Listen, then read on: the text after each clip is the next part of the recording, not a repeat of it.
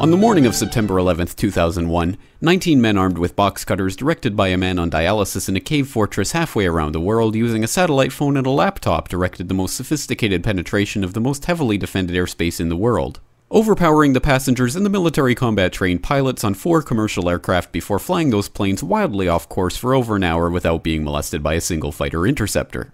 These 19 hijackers, devout religious fundamentalists who like to drink alcohol, snort cocaine, and live with pink-haired strippers, managed to knock down 3 buildings with 2 planes in New York, while in Washington a pilot who couldn't handle a single-engine Cessna was able to fly a 757 in an 8,000-foot descending 270-degree corkscrew turn to come exactly level with the ground, hitting the Pentagon in the budget analyst office where DoD staffers were working on the mystery of the $2.3 trillion that Defense Secretary Donald Rumsfeld had announced missing from the Pentagon's coffers in a press conference the day before, on September 10th, 2001.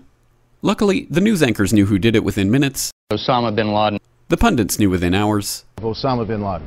The administration knew within the day. Terrorists who committed these acts and those who harbor them. And the evidence literally fell into the FBI's lap. That a hijacker's passport was found blocks from the World Trade Center crash site, if you can believe that. But for some reason, a bunch of crazy conspiracy theorists demanded an investigation into the greatest attack on American soil in history. That investigation was delayed, underfunded, set up to fail, a conflict of interest, and a cover-up from start to finish. It was based on testimony extracted through torture, the records of which were destroyed. It failed to mention the existence of WTC-7, Able Danger, P-TECH, Sibel Edmonds, OBL and the CIA, and the drills of hijacked aircraft being flown into buildings that were being simulated at the precise same time that those events were actually happening. It was lied to by the Pentagon, the CIA, the Bush administration, and as for Bush and Cheney, well, no one knows what they told it because they testified in secret, off the record, not under oath, and behind closed doors. It didn't bother to look at who funded the attacks because that question is ultimately of little practical significance. Still, the 9/11 Commission did brilliantly answering all of the questions the public had, except most of the victims' family members' questions, and pinned blame on all the people responsible, although no one so much as lost their job, determining the attacks were failure of imagination. Because nobody in our government, at least, and I don't think the prior government that could envision flying airplanes into buildings. Except the Pentagon, FEMA, NORAD, and the NRO. The DIA destroyed 2.5 terabytes of data on Able Danger, but that's okay because it probably wasn't important. The SEC destroyed their records on the investigation into the insider trading before the attacks, but that's okay because destroying the records of the largest investigation in SEC history is just part of routine record keeping. NIST has classified the data that they used for their model of WTC-7's collapse, but that's okay because knowing how they made their model of the collapse would jeopardize public safety.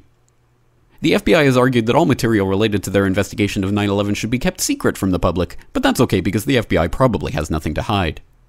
This man never existed, nor is anything he had to say worthy of your attention, and if you say otherwise, you are a paranoid conspiracy theorist and deserve to be shunned by all of humanity. Likewise him, and her, and her, and her, and him. Osama bin Laden lived in a cave fortress in the hills of Afghanistan, but somehow got away. Then he was hiding out in Tora Bora, but somehow got away. Then he lived in Abbottabad for years, taunting the most comprehensive intelligence dragnet employing the most sophisticated technology in the history of the world for a decade, releasing video after video with complete impunity and getting younger and younger as he did so, before finally being found in a daring SEAL team raid which wasn't recorded on video, in which he didn't resist or use his wife as a human shield, and in which these crack special forces operatives panicked and killed this unarmed man, supposedly the best source of intelligence about those dastardly terrorists on the entire planet. Then they dumped his body in the ocean before telling anyone about it. Then a couple dozen of that team's members died in a helicopter crash in Afghanistan. This is the story of 9/11, brought to you by the media which told you the hard truths about his head could be seen to move violently forward. And they took the babies out of the incubators. And mobile production facilities. And the rescue of Jessica Lynch. If you have any questions about this story, you are a batshit paranoid tinfoil dog-abusing baby hater and will be reviled by everyone. If you love your country and or freedom, happiness, rainbows, rock and roll, puppy dogs, apple pie, and your grandma, you will never ever express doubts about any part of this story to anyone. Ever.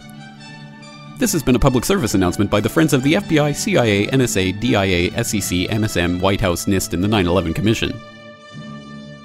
Because ignorance is strength.